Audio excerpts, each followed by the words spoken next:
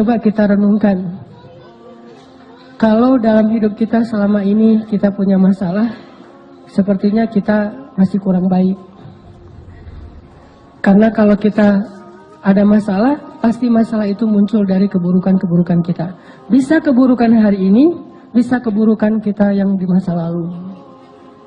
Nggak mungkin karena kebaikan, pasti keburukan. Keburukan hari ini atau keburukan kita di masa lalu.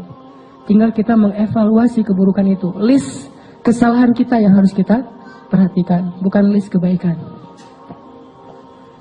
Lalu kita coba renungkan, kayaknya saya masih kurang baik nih. Ayo, tingkatkan lagi kebaikan kita. Hubungan dengan Allah perbaikin lagi. Datang ke rumah Allah seringin lagi. Terutama di prime time. Apa prime time-nya? Subuh. Itu waktu favorit tuh. Mengangkat kedua tangan lebih lama lagi, terutama di waktu yang Allah sendiri turun ke langit dunia. Udah gitu Allah bertanya, hal min dihajah, hal min taib. Ada enggak hambaku yang butuh sesuatu biar aku kasih? Ya Allah butuh. Allah tahu kan butuhnya apa? Ya tahu kamu, kalau kamu kan pasti jodoh, nggak mungkin yang lain. Kok Allah tahu? Jomblo. Apa sih masalah jomblo yang paling utama selain itu kan? Kita mah boleh lapar. Kita boleh lapar perut, kita boleh nggak jelas hidupnya, tapi hati harus terisi ya. Kalau itu udah ada, nggak makan juga nggak masalah. Yang penting siangnya makan, paginya doang yang enggak. Nah ini teman-teman artinya kita coba perbaiki lagi hubungan kita dengan Allah. Dan jangan pernah ragu bahwa hubungan kita kalau semakin baik dengan Allah, hidup kita susah itu nggak ada. Nggak ada pasangannya kayak gitu tuh enggak. Makin baik hubungan kita dengan Allah, hidup kita makin mudah. Makanya ini sekedar inspirasi aja. Saya baru juga dapat sharing dari seorang teman tadi.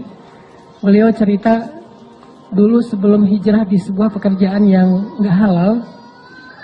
Beliau ngerasa hidup beliau penghasilannya tuh kayak lancar gitu, banyak untung besar segala macam. Tapi setelah beliau hijrah, beliau ngerasa sekarang kenapa kok penghasilan saya jadi kayak berkurang Ustadz. Jadi malah susah, finansial saya itu bermasalah Ustadz. Saya tanya, dulu sebelum hijrah emang ada masalah apa? Masalahnya sih saya punya hutang 47 miliar. Makanya saya hijrah. Tapi setelah saya hijrah kok saya penghasilannya jadi susah Ustadz, nggak kayak dulu lancar. Saya balik tanya, memangnya dulu Bapak bagaimana disebut penghasilan lancar sementara hutangnya 47 miliar? Itu bukan penghasilan lancar, itu bukan rezeki, itu bukan keberlimpahan, itu minus 47 miliar. Sejak hijrah beliau ngerasa penghasilannya susah. Enggak, justru sejak hijrah penghasilan beliau mungkin nggak bertambah, tapi minusnya nahan segitu aja, jangan nambah lagi gitu.